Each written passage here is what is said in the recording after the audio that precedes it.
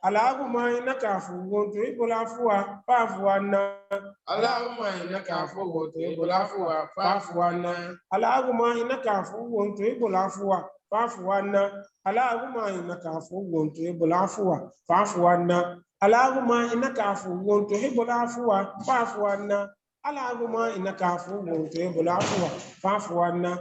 Allahumma innaka afuwwun tuhibbul afwa fa'fu anna. Allahumma innaka afuwwun tuhibbul afwa fa'fu anna. Allahumma innaka afuwwun tuhibbul afwa fa'fu anna. Allahumma innaka afuwwun tuhibbul afwa fa'fu anna. Allahumma innaka afuwwun tuhibbul afwa fa'fu anna. Allahumma innaka afuwwun tuhibbul afwa fa'fu anna. Allahumma innaka afuwwun tuhibbul afwa fa'fu anna. Allahumma innaka afuwwun tuhibbul afwa fa'fu anna. Allahumma innaka afuwwun tuhibbul afwa fa'fu anna. Allahumma innaka afuwwun tuhibbul afwa fa'fu anna. Allahumma innaka afuwwun tuhibbul afwa fa'fu anna. Allahumma innaka afuwwun tuhibbul afwa fa'fu anna. Allahumma innaka afuwwun tuhibbul afwa Fa'fu anna. Allahumma innaka afuwwun tuhibbul afwa fa'fu anna. Allahumma innaka afuwwun tuhibbul afwa fa'fu anna. Allahumma innaka afuwwun tuhibbul afwa fa'fu anna. Allahumma innaka afuwwun tuhibbul afwa fa'fu anna. Allahumma innaka afuwwun tuhibbul afwa fa'fu anna. Allahumma innaka afuwwun tuhibbul afwa fa'fu anna. Allahumma innaka afuwwun tuhibbul afwa fa'fu anna. Allahumma innaka afuwwun tuhibbul afwa fa'fu anna. Allahumma innaka afuwwun tuhibbul afwa fa'fu anna. Allahumma innaka afuwwun tuhibbul afwa fa'fu anna. Allahumma innaka afuwwun tuhibbul afwa fa'fu anna. Allahumma innaka afuwwun tuhibbul afwa fa'fu anna. Allahumma innaka afuwwun tuhibbul afwa fa'fu anna. Allahumma innaka afuwwun tuhibbul afwa fa'fu anna. Allahumma innaka afuwwun tuhibbul afwa fa'fu anna. Allahumma innaka afuwwun tuhibbul afwa fa'fu anna. Allahumma innaka afuwwun tuhibbul afwa fa'fu anna. Allahumma innaka afuwwun tuhibbul afwa fa'fu anna. Allahumma innaka afuwwun tuhibbul afwa fa'fu anna. Allahumma innaka afuwwun tuhibbul afwa fa'fu anna. Allahumma innaka afuwwun tuhibbul afwa fa'fu anna. Allahumma innaka afuwwun tuhibbul afwa fa'fu anna. Allahumma innaka afuwwun tuhibbul afwa fa'fu anna. Allahumma innaka afuwwun tuhibbul tuhibbul afwa fa'fu anna. Allahumma innaka afuwwun tuhibbul afwa fa'fu anna. Allahumma innaka afuwwun tuhibbul afwa Fa'fu anna. Allahumma innaka afuwwun tuhibbul afwa fa'fu anna. Allahumma innaka afuwwun tuhibbul afwa fa'fu anna. Allahumma innaka afuwwun tuhibbul afwa fa'fu anna. Allahumma innaka afuwwun tuhibbul afwa fa'fu anna. Allahumma innaka afuwwun tuhibbul afwa fa'fu anna. Allahumma innaka afuwwun tuhibbul afwa fa'fu anna. Allahumma innaka afuwwun tuhibbul afwa fa'fu anna. Allahumma innaka afuwwun tuhibbul afwa fa'fu anna. Allahumma innaka afuwwun tuhibbul afwa fa'fu anna. Allahumma innaka afuwwun tuhibbul afwa fa'fu anna. Allahumma innaka afuwwun tuhibbul afwa fa'fu anna. Allahumma innaka afuwwun tuhibbul afwa fa'fu anna. Allahumma innaka afuwwun tuhibbul afwa fa'fu anna. Allahumma innaka afuwwun tuhibbul afwa fa'fu anna. Allahumma innaka afuwwun tuhibbul afwa fa'fu anna. Allahumma innaka afuwwun tuhibbul afwa fa'fu anna. Allahumma innaka afuwwun tuhibbul afwa fa'fu anna. Allahumma innaka afuwwun tuhibbul afwa fa'fu anna. Allahumma innaka afuwwun tuhibbul afwa fa'fu anna. Allahumma innaka afuwwun tuhibbul afwa fa'fu anna. Allahumma innaka afuwwun tuhibbul afwa fa'fu anna. Allahumma innaka afuwwun Tuhibbul afwa fa'fu anna. Amen. Amen. Now, we are going to say the khutbah. We are going to say the khutbah now. And as you are listening to me over there, so as I am reading the khutbah, you say your intention inwardly. So Allah will grant our prayers. So you say your intentions inwardly while I read the khutbah. Bismillahir Rahmanir Rahim. Allahumma hdina fi man hadait wa afina fi man afait wa tawallana fi ma tawallait wa barik lana fi ma a'tait wa qina wasrif anna sharra ma qadait fa innaka taqdi wa la yuqda alayk wa innahu la yazillu man walait wa la ya'izzu man adait تباركت ربنا وتعاليت ولك الحمد يا الله على ما أنعمت به وأوليت نستغفرك ونتوب إليك نستغفرك اللهم من كل ذنب نستغفرك اللهم من كل ذنب وخطيئة نستغفرك اللهم من كل ذنب وخطيئة ونتوب إليك ونؤمن بك ونتوكل عليك أنت الغني ونحن الفقراء إليك أنت الغني ونحن الفقراء إليك أنت الغني ونحن الفقراء إليك وأنت القوي ونحن الضعفاء إليك أنت القوي ونحن الضعفاء إليك أنت القوي ونحن الضعفاء إليك اللهم يا واصل المنقطعين أوصلنا إليك اللهم يا واصل المنقطعين أوصلنا إليك اللهم يا واصل المنقطعين أوصلنا إليك اللهم هب لنا منك عملا صالحا يقربنا إليك اللهم هب لنا منك عملا صالحا يقربنا إليك اللهم هب لنا منك عملا صالحا يقربنا إليك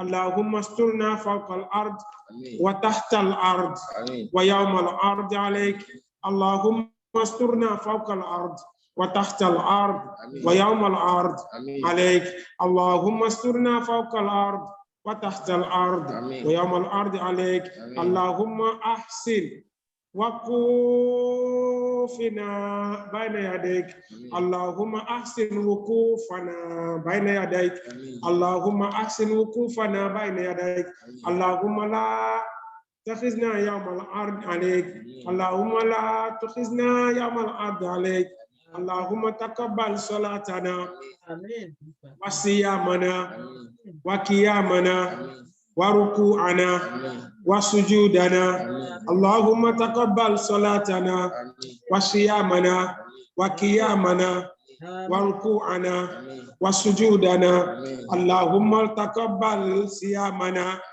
اللهم تقبل قيامنا اللهم تقبل ركوعنا اللهم تقبل سجودنا اللهم اجعلنا من اتقاء شهر رمضان اللهم اجعلنا من اتقاء شهر رمضان اللهم اجعلنا من اتقاء شهر رمضان اللهم اجرنا من النار اللهم اجرنا من النار اللهم اجرنا من النار اللهم اجرنا من خزي النار اللهم اجرنا من خزي النار اللهم اجرنا من خزي النار اللهم اجرنا من كل عمل يقربنا الى النار اللهم اجرنا من كل عمل يقربنا الى النار اللهم اجرنا من كل عمل يقربنا الى النار اللهم ادخلنا الجنه مع الابرار اللهم ادخلنا الجنه مع الابرار اللهم ادخلنا الجنه مع الابرار برحمتك يا عزيز يا غفار يا عزيز يا غفار يا عزيز يا غفار يا قهار يا وهاب يا فتاح يا عليم يا قابض يا باسط يا خافض يا رافع يا معز يا مذل يا سميع يا بصير يا متكلم يا رؤوف يا باكي يا ستار يا الله يا الله آمين يا الله آمين يا الله آمين. اللهم ادخلنا الجنة مع الأبرار برحمتك يا عزيز يا غفار آمين اللهم اجعلنا يا مولانا في شهرنا هذا آمين وفي يومنا هذا وفي ليلتنا هذه من عتقائك من النار اللهم اجعلنا يا مولانا في شهرنا هذا وفي يومنا هذا وفي ليلتنا هذه من عتقائك من النار اللهم يا مولانا في شهر هذا وفي يومنا هذا وفي ليلتنا هذه من عتقائك من النار واجعلنا من المقبولين الفائزين واجعلنا من المقبولين الفائزين برحمتك يا أرحم الراحمين واجعلنا من المقبولين الفائزين برحمتك يا أرحم الراحمين برحمتك يا الله يا رحمن يا الله يا رحيم يا الله يا مالك يا الله يا قدوس يا الله يا سلام يا الله يا مؤمن يا الله يا مهيمن يا الله يا عزيز يا الله يا جبار يا الله يا متكبر يا الله يا خالق يا الله يا بارئ يا الله يا مصور يا الله يا غفار يا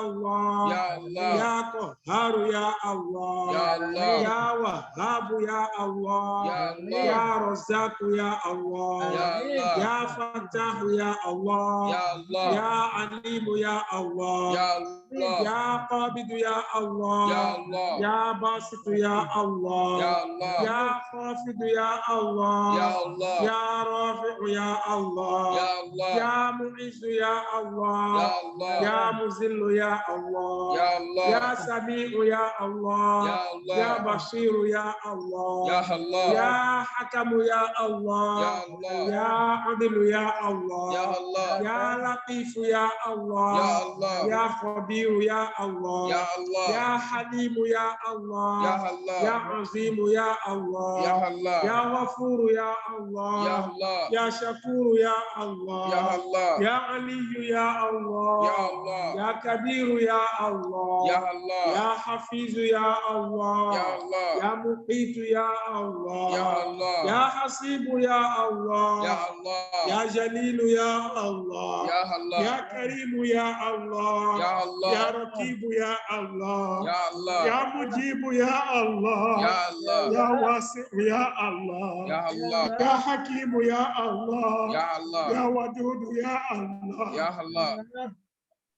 يا مجيد يا الله يا باعث يا الله يا شهيد يا الله يا حق يا الله يا وكيل يا الله يا قوي يا الله يا متين يا الله يا ولي يا الله يا حميد يا الله يا محصي يا الله يا مبدئ يا الله يا معيد يا الله يا محيي يا الله يا مميت يا الله يا حي يا الله يا قيوم يا الله يا واجد يا الله يا ماجد يا الله يا واحد يا الله يا صمد يا الله يا قادر يا الله يا مقتدر يا الله يا مقدم يا الله